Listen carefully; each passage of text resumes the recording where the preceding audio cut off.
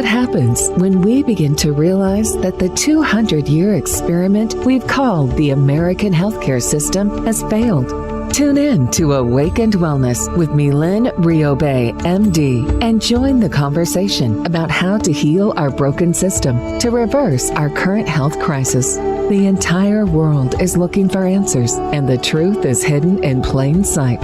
Learn how spirituality, ancient traditions, and cutting-edge science are merging to create a new paradigm of wellness every Wednesday at 12 a.m. and 12 p.m. Eastern Time, with live video shows every first and third Wednesday at 12 p.m. Eastern Time, when you can call in and ask the questions that matter most to you.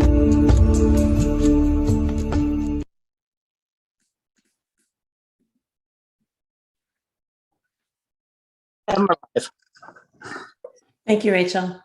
Good afternoon, Wellness Warriors. I am Dr. Mylaine Riobe, and you are listening to Awakened Wellness.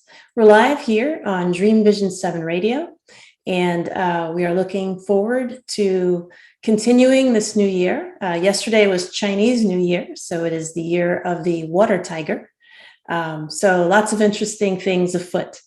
So today's topic is mental health. Definitely a needed topic.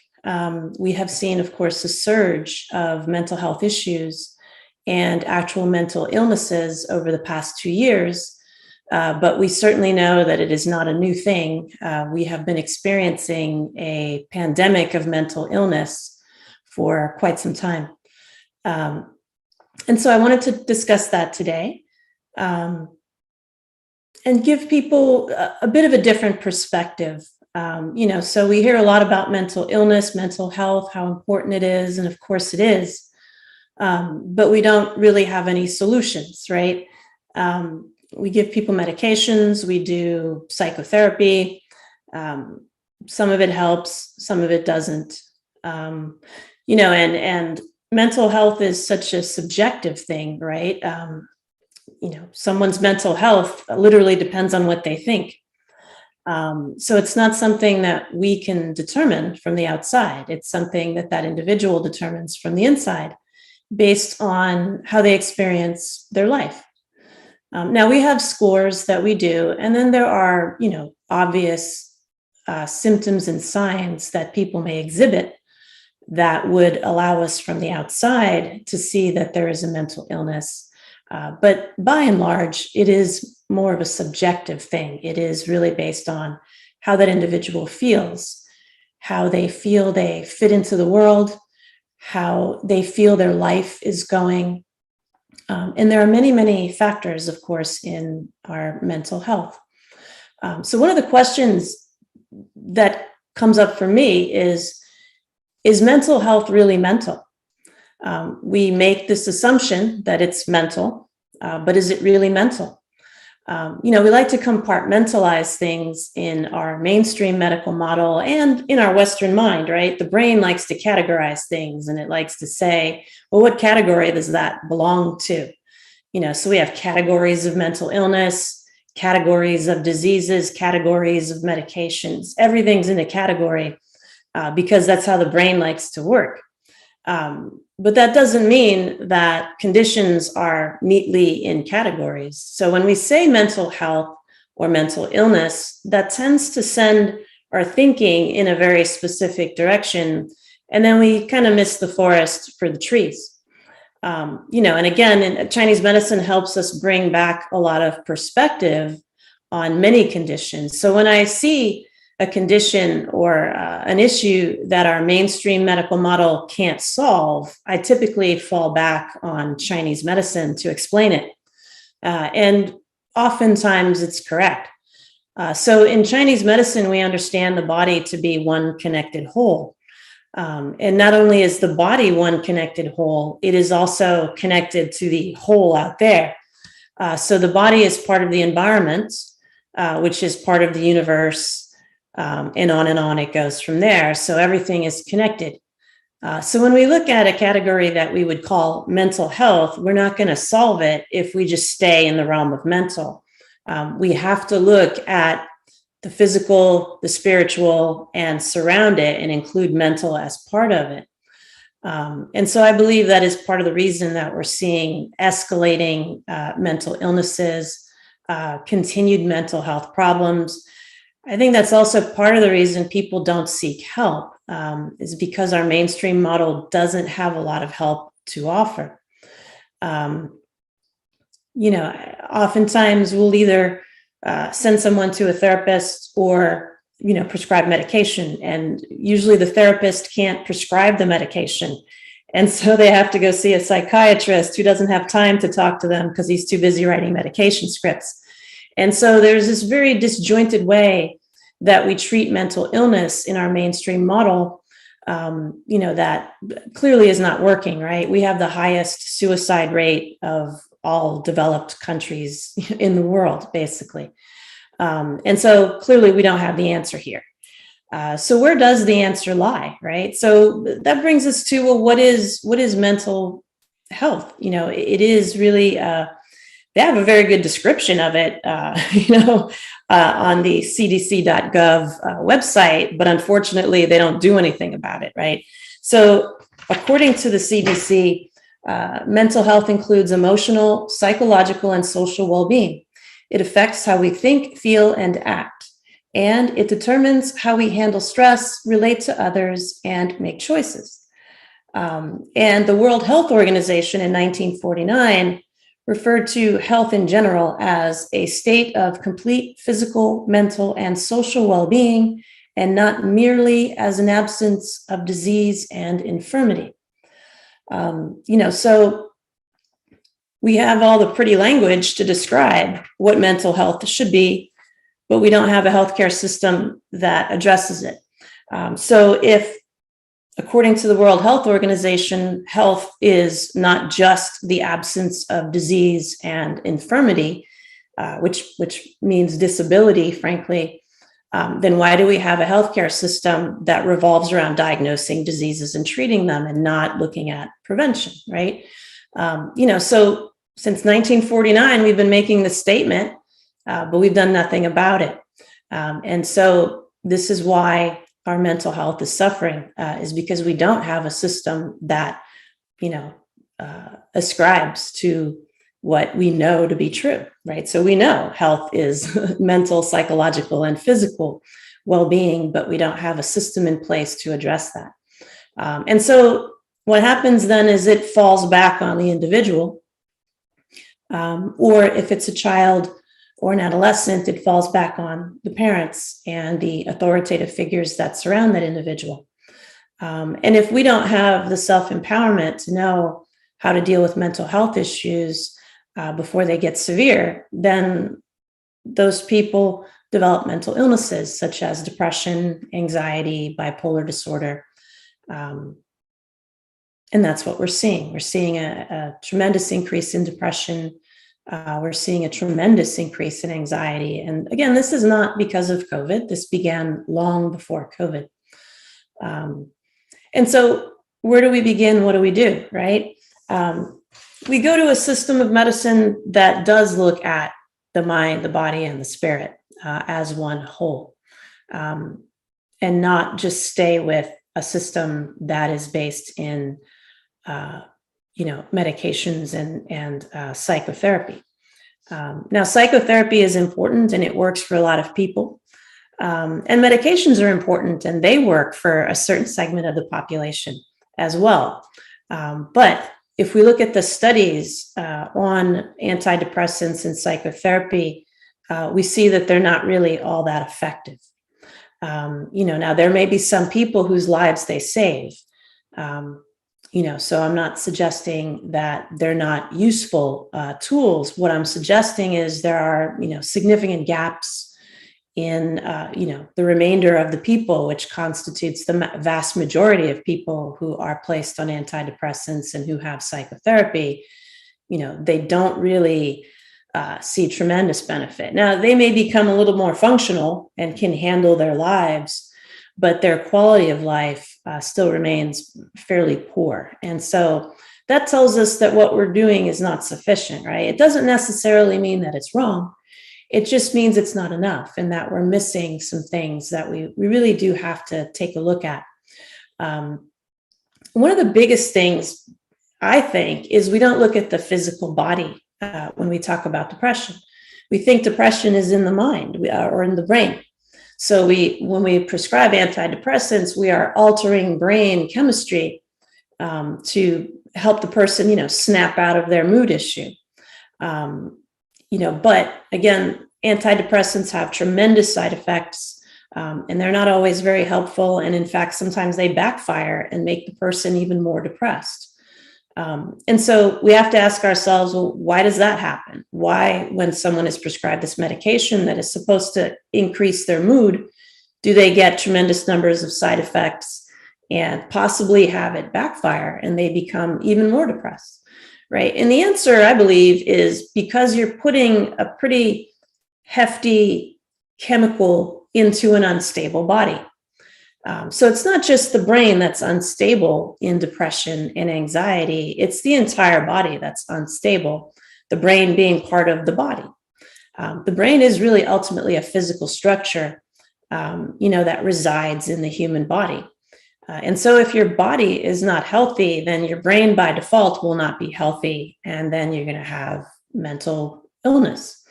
And so we have to look at the body, right? And again, I got a really good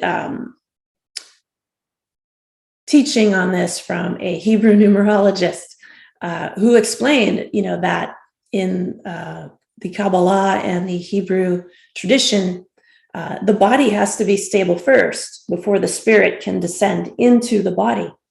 And so we have to be very well rooted on the planet. And in order to root into the planet and ground into the planet, we have to have a healthy body. And if we don't have a healthy body, then the spirit does not descend. And if the spirit does not descend, then it will be disconnected, right?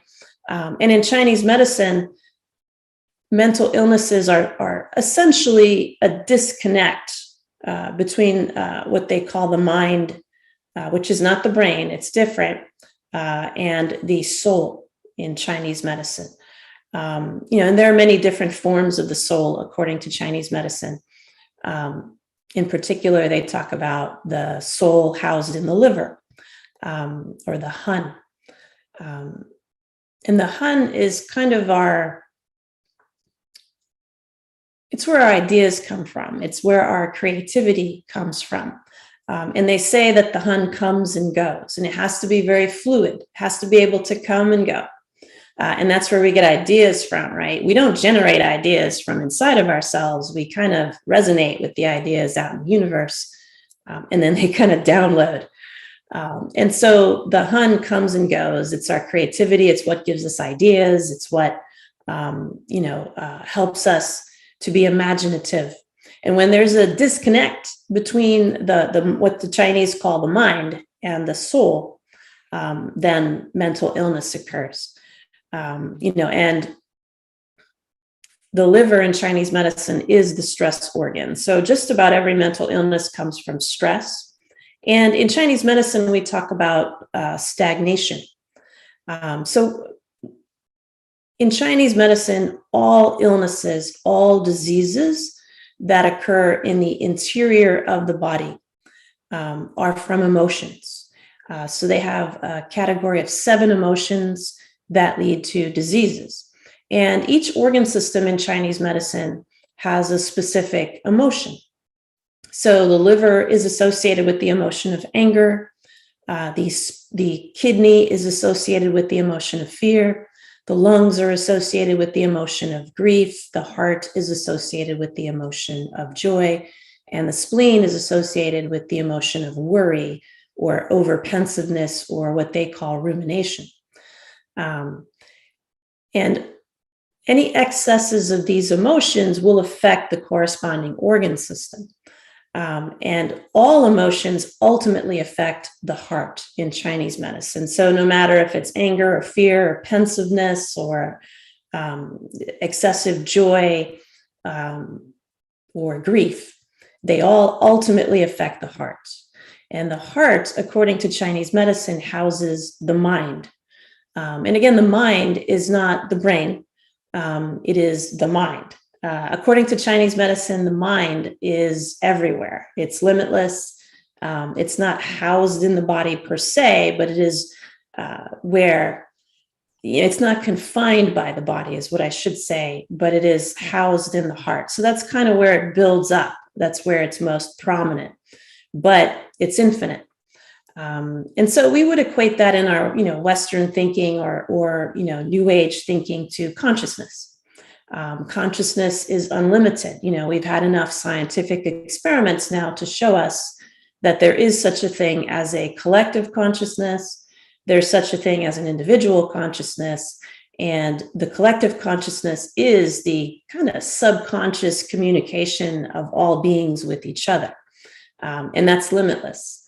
Princeton University has done the most astounding studies on consciousness, as well as the Institute of Heart Math out in California.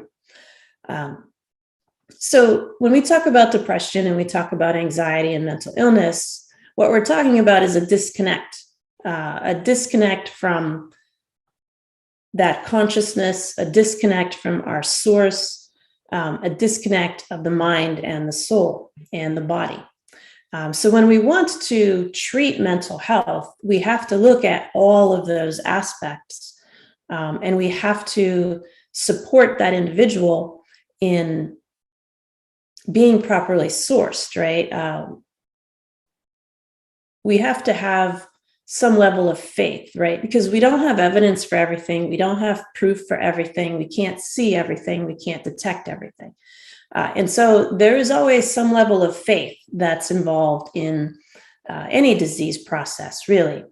So there's something you have to anchor yourself into that you just know is true. We all have a source. We know that. We can call it God. We can call it the ethers. We can call it spirit. But we all understand clearly we have a source. We didn't just pop up out of nowhere. And so the first step really in mental health is understanding, I think, that we're not alone, right? We're not just out here randomly spinning, around the sun on some random galaxy in some random corner of the universe. There's a purpose to this. Now, we may have misused the purpose. We may have,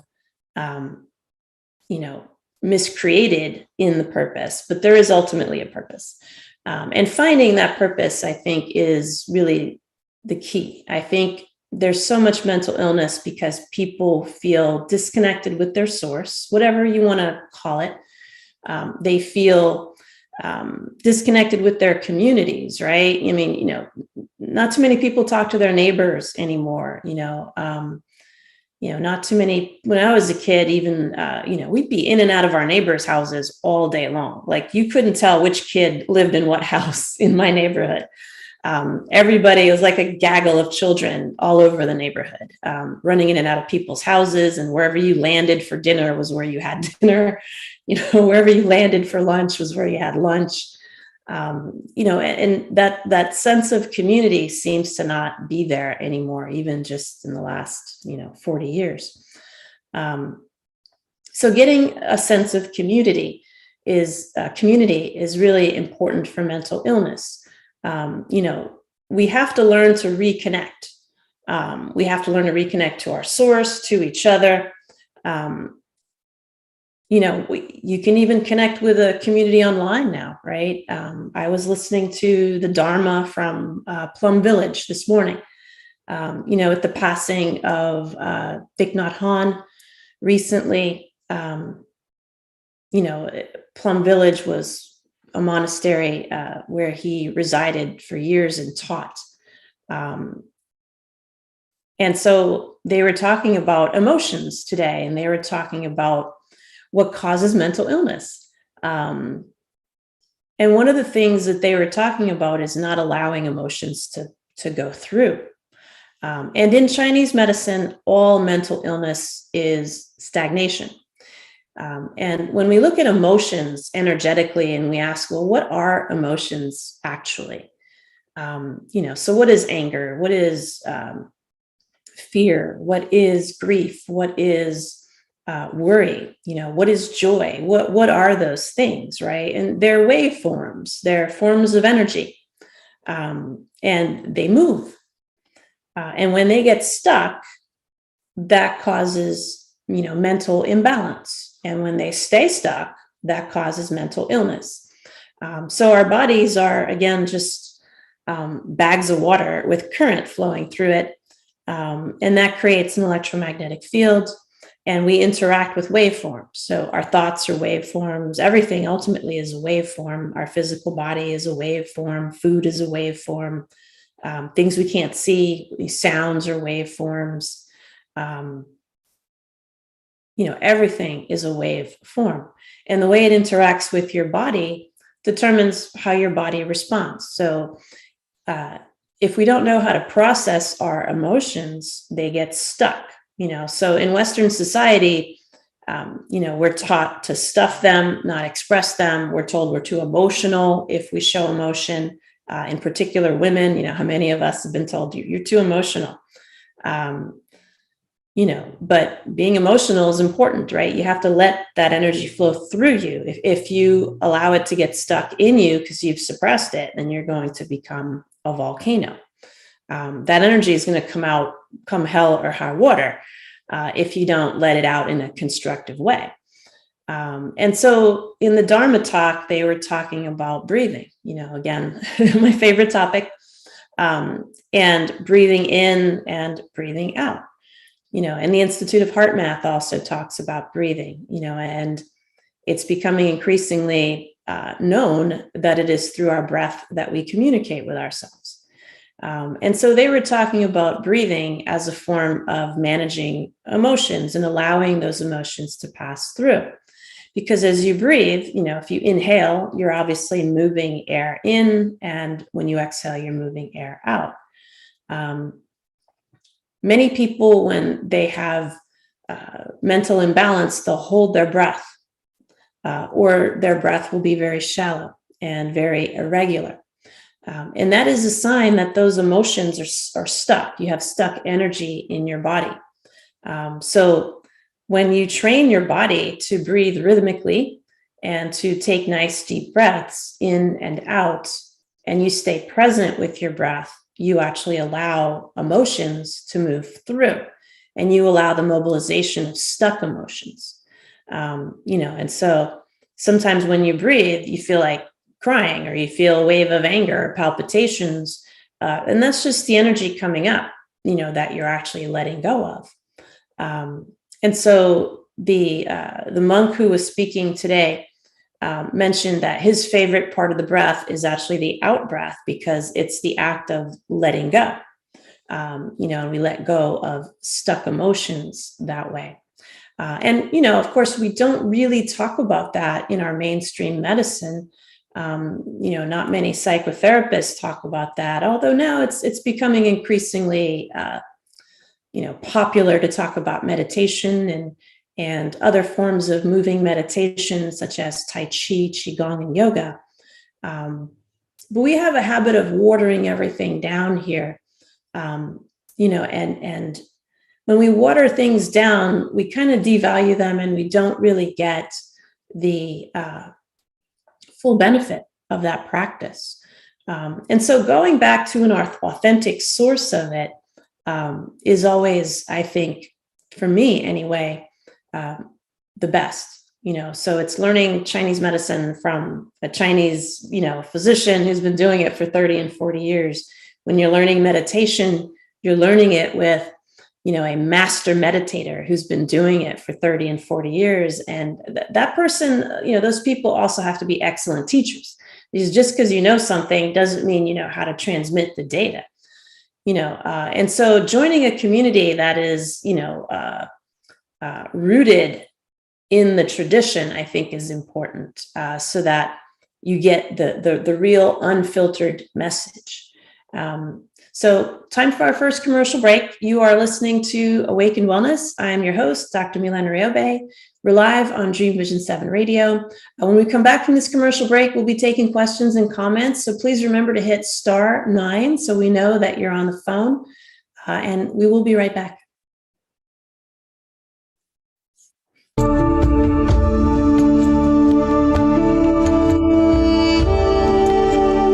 What happens when we begin to realize that the 200-year experiment we've called the American healthcare system has failed? Learn how spirituality, ancient traditions, and cutting-edge science are merging to create a new paradigm of wellness on Awakened Wellness with Mylaine Riobe, MD. Tune in every Wednesday at 12 a.m. and 12 p.m. Eastern Time with live video shows every first and third Wednesday at 12 p.m. Eastern, when you can call in and ask Dr. Mylaine the questions that matter most to you.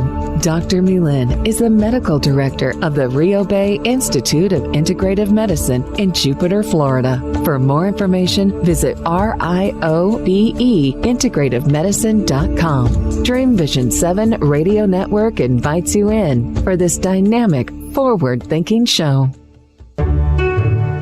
Join Dr. Bernie Siegel on Mind Health Matters every Thursday and Friday, 12 a.m. and 12 p.m. Eastern Time on syndicated Dream Vision 7 Radio Network. Bernie will draw from his inspirational personal journey, offering us special nuggets of his sacred wisdom weaved through his delightful stories. Listen in as Bernie reminds us to be fully engaged in life.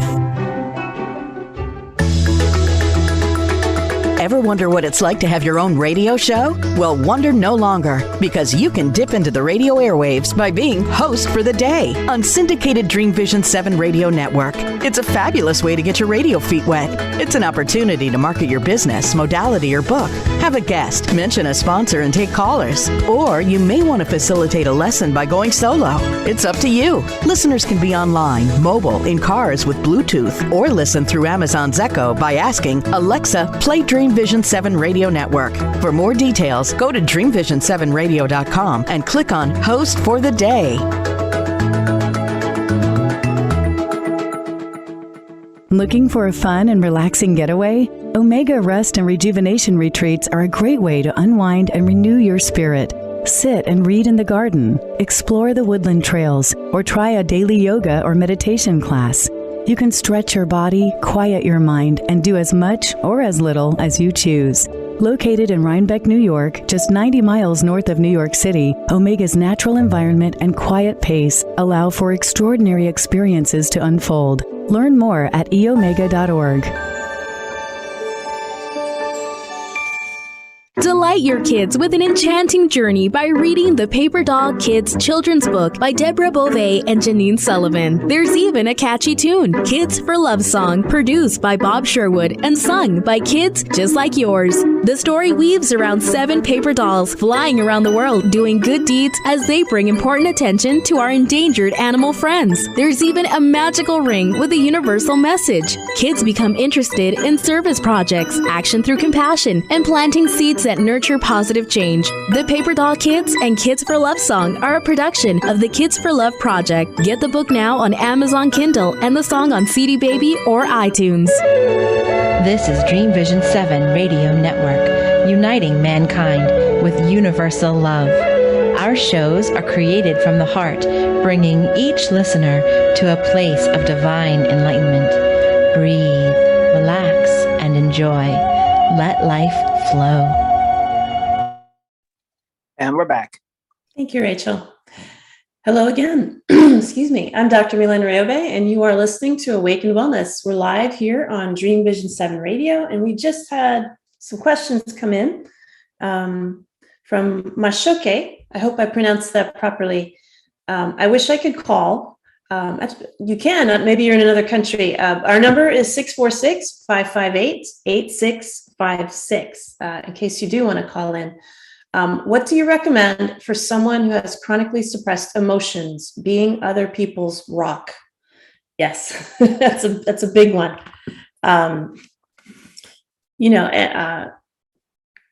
Being other people's rocks. The truth is we're our own rock, right? We're not supposed to be other people's rocks. And so that is, again, kind of a misunderstanding that we've had in our society, is that we're supposed to be other people's rocks. And not that we're not supposed to help other people, but really, we are responsible for ourselves. Otherwise, what happens is then we can't be there for other people when they might need it. Now, we can be there for other people, but we're not supposed to be, the only support that they have, and they're not doing their own work, right? That creates an imbalance. So what can you do? The first thing I always tell people is to work on yourself, right? So chronically suppressed emotions. So, you feel like you have to support someone else. And so, you're taking a lot of energy in, and that's not moving. So one of the big things is what we just talked about, breathing. Emotions get stuck because we're not speaking our truth, right? We're not being ourselves in the world. And sometimes we have to make some difficult choices around that, right? Some relationships are toxic and some relationships are healthy. And everyone needs help at some point in their lives, without question. But when it becomes a bit pathological, where you're constantly looking to someone else, for your well-being, that impacts the other person, right? We see that a lot in caretakers, right? Especially end-of-life situations, Alzheimer's caretakers. We often note that the caretaker gets sicker than the patient. Why? Because at some point that patient, they can't take care of themselves. So it's not that they're being irresponsible and not taking care of themselves. They can't. And so someone else has to care for them. And that someone else usually will get sick eventually if they don't have a means of supporting that. So for chronically suppressed emotions, therapy might be one important thing. Breathing. The power of breathing cannot be overemphasized. It is a huge part of our well-being. It's a huge part of moving energy through the body. So one of the things I recommend to my clients is HeartMath quick coherence technique. And they have done research now, and they've been researching for over 25 years, going on 30, for depression disorders, anxiety disorders, and things like that. Mental health issues, and HeartMath breathing works very, very well. And it's actually quite brief. It's a 3-minute breathing exercise. So I would recommend heartmath.org, and that's HeartMath.org. And they have YouTube videos as well. You can probably search on YouTube for HeartMath, and you should be able to find the quick coherence technique. Moving around, things that move your body help you move your emotions, so exercise is very important. So, things like Tai Chi, yoga, where you're moving and breathing at the same time, is really good for suppressed emotions. And the thing is, they have to come out, right? Otherwise, they will manifest as disease. So that energy is going to manifest somehow. And so letting it out in a safe way, of course, and that might require a therapist, but letting it out in a safe way, moves it. So it manifests out of your body, otherwise it festers in your body. And, a lot of cancer, a lot of dementia, a lot of heart disease come from suppressed emotions. Emotions are supposed to move. They're not supposed to stay still. So if they're suppressed, that's not normal. So you need to move it. So I hope that helped you. Thank you. That's a wonderful, wonderful question. And we have several others too.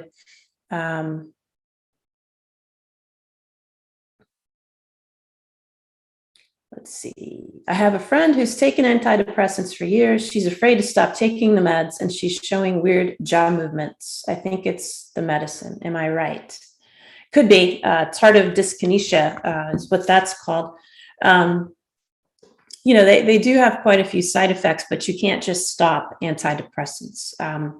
So what I tell my clients is, let's work on why you're depressed, right? We have to treat the root cause of the depression before we can tease away very, very slowly the medication. So what I like to tell people is, let's render the medication obsolete. Let's make it unnecessary for you to actually need the medication. And then we will work on slowly withdrawing the medication. So antidepressants are not addictive. However, because of the fluid shifts that they cause in the body, when you just stop them, you get this wave of fluid shifts. So people will feel nauseous, have headaches, symptoms associated with inflammation because of the way the medications shift water metabolism inside your cells. And so you can't just stop them. So people report that they have like rebound panic symptoms, nausea, headaches. They feel exhausted when they try and stop their antidepressants. And again, part of the reason for those types of fluid shifts is that the body itself is unstable, right? It's not just the brain that's not stable when you have depression and other mental diseases. It's your body that's not stable. So breathing is important because it brings the body into the treatment. And what breathing does that's so critical is it starts to control your nervous system in a different way. So if we don't control the nervous system, it controls us. So we have to take, power over the nervous system. Otherwise, the nervous system runs amok, right? And again, we learn about that in many ancient traditions. Meditation is about the control of the brain, right? They call it the monkey mind, controlling the monkey mind. So you have to actively, proactively, every single day in a very, very committed way, practice breathing, practice meditation, and then look at what's going on in my body physiologically that is causing imbalance. So we look at things like vitamin deficiencies. And I know I talk about that to death, but it's so, so important. Your cells have to function. So whether you're looking at depression, bipolar disorder, anxiety, panic disorder, or any disease, really, its roots from the body's perspective is an imbalance of the body. It's an imbalance of your cells. It's your cells not being able to function properly. And what makes your cells function are vitamins, minerals, and food. Without that, your cell literally cannot function. You would die. And so because the body is brilliant and it knows how to shuffle resources around, we don't just drop dead, right? But we don't feel good. We get diseases, or we get depressed, or we get anxiety. And that's always because your cells don't have enough vitamins, minerals, proteins, and fats to perform their functions. So whenever we look at any disease, whether we want to categorize it as physical or mental, looking inside the cells is critical. So getting tested for vitamin deficiencies is really important. The next thing is, if you have a lot of vitamin deficiencies, then we have to ask ourselves, well, why? Why do you have all these vitamin deficiencies if that exists? The main culprit, it's the other topic I talk about to death, is the gastrointestinal system. So if there is an infection in the gastrointestinal system, in particular in the small intestine, those are very difficult to diagnose without the right testing. And that's exactly where we absorb vitamins, minerals, proteins, and fats from. It is through the small intestine. And interestingly enough, the heart and the small intestine are actually connected in traditional Chinese medicine. The heart is the interior organ, and the small intestine is what they would call the exterior organ. But the small intestine is where we absorb all of our nutrients. And if it's infected, what's going to happen is the cells that are there that are supposed to be allowing food and vitamins and minerals to come into your body, into the bloodstream, they get swollen, they get inflamed, and they can't function properly when there's too much water in them. And so that food doesn't get through. And so you end up with vitamin and mineral deficiencies, or protein or fat malabsorption, and that leads to body dysfunction. And your brain is simply part of your body. So if your body is not functioning properly, your brain will not function properly either. So we have to get rid of all the causes, from a physical perspective, a mental perspective, and a spiritual perspective, in order to really completely assist with mental illnesses and, depression, bipolar disorder. is also technically treatable according to traditional Chinese medicine. But of course, that requires a lot of support, so that's different, requires a different approach than depression and anxiety. But if we look at bipolar disorder, it's just extreme depression and extreme anxiety that just oscillate back and forth, so that is still treatable. There is still a way that you can get that under better control. Now, you may not be able to go off your medications, but you might be able to increase quality of life, satisfaction with life, reduce medication doses and things like that.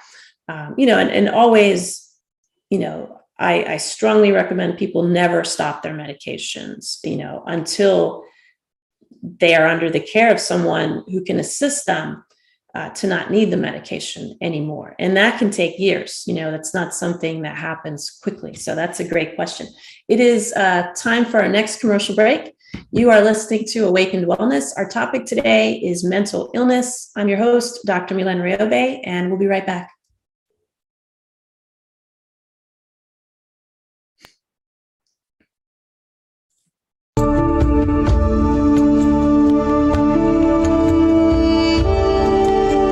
What happens when we begin to realize that the 200-year experiment we've called the American healthcare system has failed? Learn how spirituality, ancient traditions, and cutting-edge science are merging to create a new paradigm of wellness on Awakened Wellness with Mylaine Riobe, MD. Tune in every Wednesday at 12 a.m. and 12 p.m. Eastern Time with live video shows every first and third Wednesday at 12 p.m. Eastern, when you can call in and ask Dr. Mylaine the questions that matter most to you. Dr. Mylaine is the medical director of the Riobe Institute of Integrative Medicine in Jupiter, Florida. For more information, visit RIOBE-integrativemedicine.com. Dream Vision 7 Radio Network invites you in for this dynamic, forward-thinking show. EDECIA is a U.S. nonprofit dedicated to the dream of ending childhood malnutrition for millions of children around the world through the manufacture of Plumpy Nut and other nutrient-rich, peanut-based, ready-to-use foods. EDECIA has already delivered life and hope to nearly 1 million children in over 26 developing countries. To find out how you can join EDECIA's dream of ending childhood malnutrition, please visit edeciaglobal.org. What if dreams can diagnose your life? What if we can meet the love of our life in dreams? Join host Kat O'Keefe-Canavis, the #1 internationally best-selling author of Dreams That Can Save Your Life, written with Duke University medical doctor Larry Burke. Dreaming Healing is where we'll explore dreams, research, and interpret dreams from you, the caller. Dreaming Healing shows can be heard every Tuesday at 9 a.m. and 9 p.m. Eastern, with live shows on the first and third evenings at 9 p.m. Eastern, 6 p.m. Pacific Time on syndicated Dream Vision 7 Radio Network. Come live your dreams out loud with Kat. Are you searching for a way to help create global change? Dream Vision 7 Radio Network's vision is to have an eclectic group of radio hosts dedicated to educating, enlightening, and helping humankind with positive messages and tools that enhance lives using different modalities and programs. If you would like to join our team and help illuminate the universe, call Deborah at 508-226-1723 or Deborah at dreamvision7radio.com. This is Dream Vision 7 Radio Network, uniting mankind with universal love. Our shows are created from the heart, bringing each listener to a place of divine enlightenment. Breathe, relax, and enjoy. Let life flow. And we're back. Thank you, Rachel. Welcome back to Awakened Wellness. I'm your host, Dr. Mylaine Riobe, and today's topic is mental health. So this question here, body flows, are they related to moon poles? I feel different during the month, but I think I see a lunar pattern.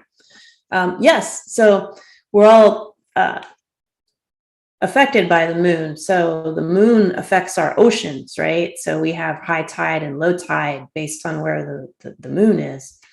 And so because we're 99% water by molecule, if the moon can affect entire oceans, then there's no telling what it can do to us, right? And so, absolutely, we are affected by moon tides. We are affected by new moons, full moons, and everything in between. And actually, the Chinese New Year that we just celebrated yesterday, although I understand they celebrate it for 2 weeks, but is actually the lunar calendar, which is different than our calendar. We celebrate the Gregorian calendar, which is based on the sun. So in Chinese, the Chinese New Year is based on the moon cycles. So absolutely. Question, stress relief, any easy, quick suggestions? Yes, the heart math is probably the quickest and easiest. Doing the heart math breathing technique. And again, it's a 3-minute breathing technique. And so the trick is to, of course, sit in a comfortable position and breathe only through your nostrils. So there's no mouth breathing in the quick coherence technique according to heart math. So it's all through the nostrils. And the goal is to take a very relaxed but long breath. So the goal is to breathe in for 5 seconds. So for a 5-second count, you're inhaling, and then you're immediately letting the breath out for another 5 seconds. So what that is it's a 10-second breath. And in the course of 1 minute, which is 60 seconds, you're only breathing 6 times if you are breathing in that way. And what that does physiologically is it instantly calms the body. The reason for that is because of fight or flight. So we are very hardwired for fight or flight because it's a necessary response to any threats to our life. So in order for us to survive on the planet, we have to have the fight or flight mechanism. But what's happened because of chronic stress is it's always on and we're never calm. And that's not supposed to happen. It's actually the exact opposite. That's supposed to be. We're supposed to be very calm. And if there's a threat, we go into fight or flight. And then within a minute or so, we're out of fight or flight because we're either dead or back to safety. And that's not how our society works anymore. So in order for us to bring a default of calm, we have to take very long breaths, and they have to be relaxing breaths. So because so many people are used to breathing in a very shallow way, the muscles around their chest sometimes will not expand enough to allow them to take a 5-second breath. So some people will start to feel anxious after like a 3-second in-breath. So you don't want to force your lungs to take in more air because you don't want to make yourself nervous trying to calm yourself down, right? So what you do is you practice it. And you take in as deep a breath as you can. So if it's 3 seconds, that's fine. If it's 4 seconds, that's fine too. And you just let it out, and the more you do it, the more your muscles will begin to expand.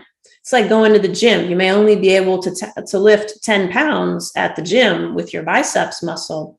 But, if you keep going to the gym, what's going to happen is that muscle will grow in response to you lifting that 10 pounds over and over and over.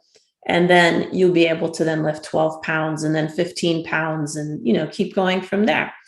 The muscles in your chest wall are no different. Your ribs are no different. As you exercise them more and more, they will expand and, get stronger more and more. And then eventually you will take a 5-second in breath and a 5-second out breath.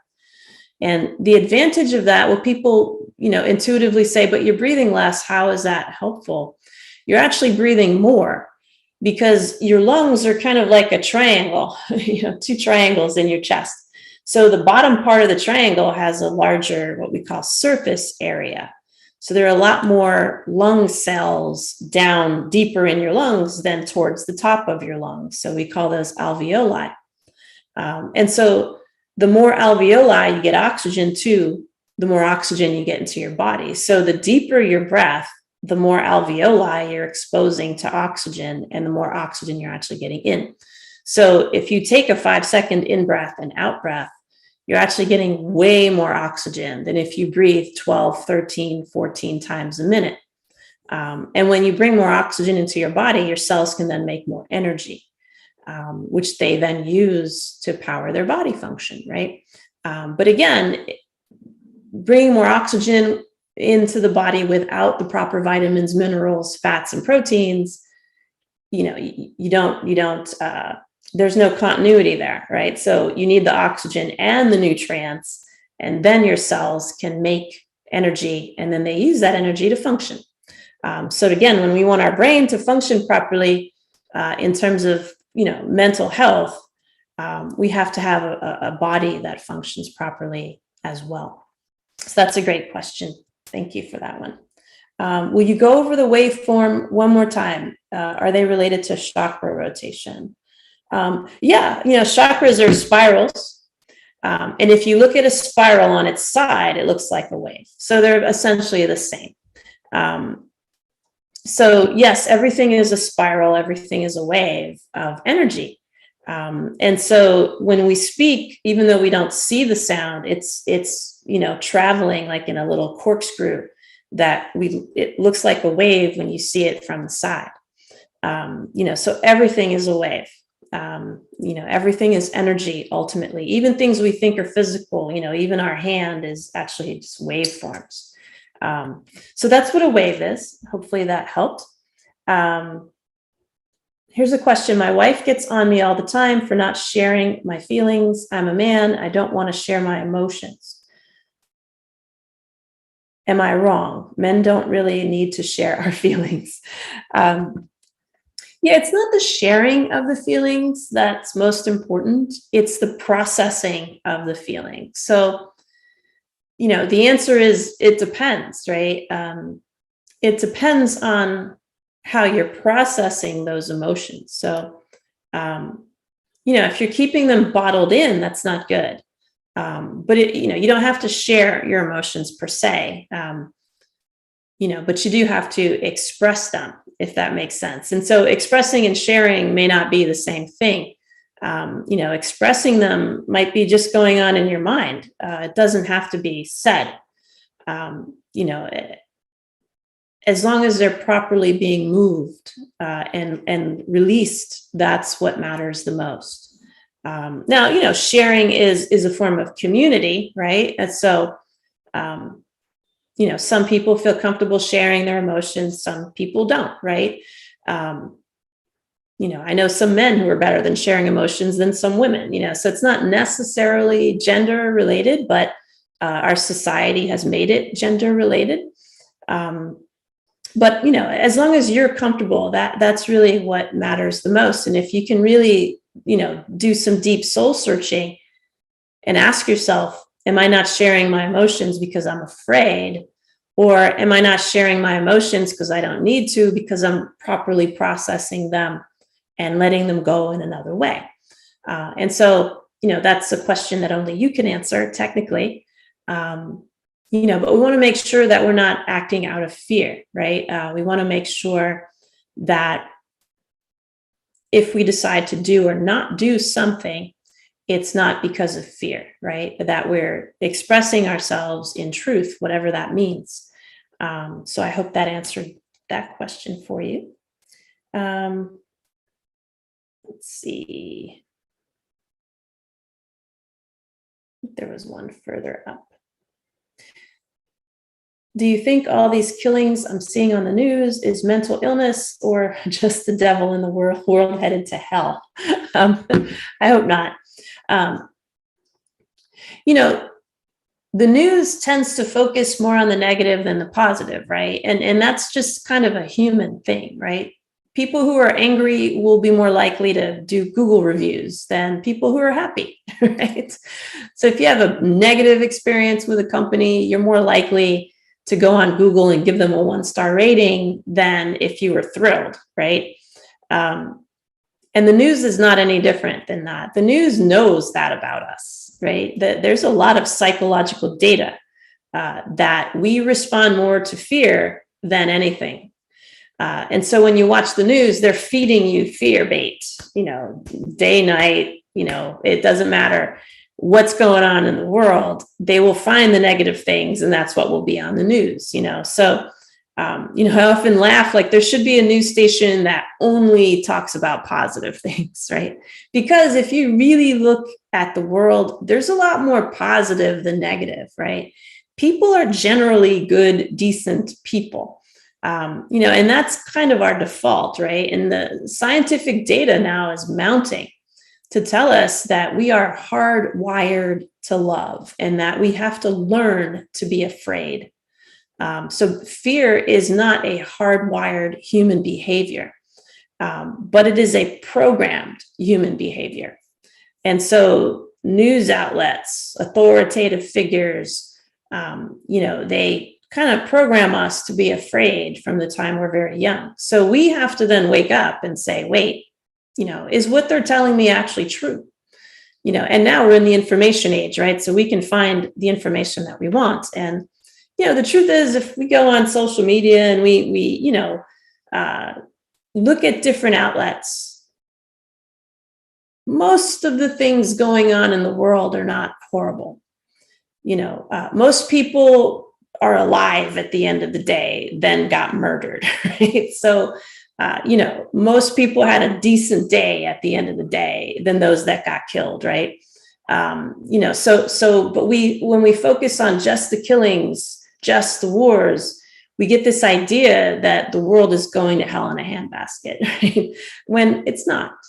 And again, we have to make choices as to what programming we want to let come in, and we become what we think. And so if we allow that programming, we begin to think that everything's negative, and then our experiences become skewed towards the negative, right? We tend to hyper focus on negative things. So we can go through our day and have all kinds of wonderful experiences, and then the one negative experience that happens that ruins our entire day, right? And then we laser beam in on that one experience and ruins our whole day. But 99% of the rest of the day was great, right? So we have to really learn to flip back. So that's where meditation, heart math breathing, taking care of the body, making sure vitamin deficiencies are corrected, making sure gut issues are corrected, making sure we plug back into communities that we can authentically trust. Those are critical now, and not just listening to the news. So I hope that helped to answer your question. The questions and comments are always amazing. Thank you so much. And I believe that's all the time we have for our show today. So thank you for listening to our topic today, mental health. I hope it helped you quite a bit. And we're looking forward to our next show live here on Dream Vision 7 Radio in 2 weeks. Remember, you can always listen to our show every Wednesday at noon and at midnight for replays. So I'm your host, Dr. Mylaine Riobe, and until next time, many blessings. Thank you.